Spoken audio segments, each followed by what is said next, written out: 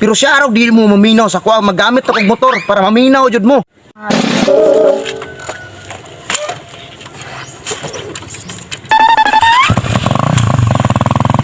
Sana po na, teta! Di na ka, naminaw! Sige na lang ko, tawag mo ha! Ngayon ko pagbago na mo. Ay mahal na kayong gasolina. Wala na po na, teta! Uy, si Pastor man yung padulong, oh. Uy, Pastor. Uy Joel, asa ka dahil ka Joel? Uy, Pastor, ihatod ko, bi. Nagdali maguko, Pastor, ay. Ay Joel, nagdali po ko kay nakoy wali dira sa unahan. Sige na, Pastor, bi. Please. Joel, kana ra bang mamugo sa isig ka tao? Makasasala ka na. Ah, sige, Pastor. Oy, dili man ka magpadistorbo. Nagdali ko lagi ko kay nakoy wali sa unahan.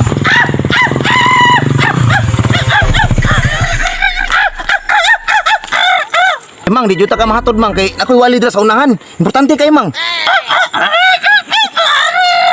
Mang, wadyo ko mahimo ng sakit sa imong tiil mang kay nagdali mo ko kay napo koy wali. So di sa ko katagad nimo. Uy, si Pastor man ay nagpadulong diri, oh. Uy, maayong adlaw, Pastor. Uy, maayong adlaw, Pastor.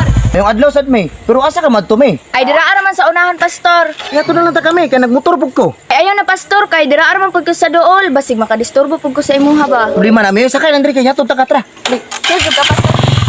Tara. Problema sa kuha oy. Si Pastor man yung nagmotor-motor, oh. Mayong adlaw, Pastor. Mayong adlaw sad pyo na. Asa di ka madto? Muulit ako, Pastor. Kaso naama kay sakay, ayaw na lang. Sa unahan ra man eh. Mubalik ko dayon. Pabuta lang ko diri. Pabuta lang ko diri. Gibyon sa kampiyon. Dira mo sa unahan.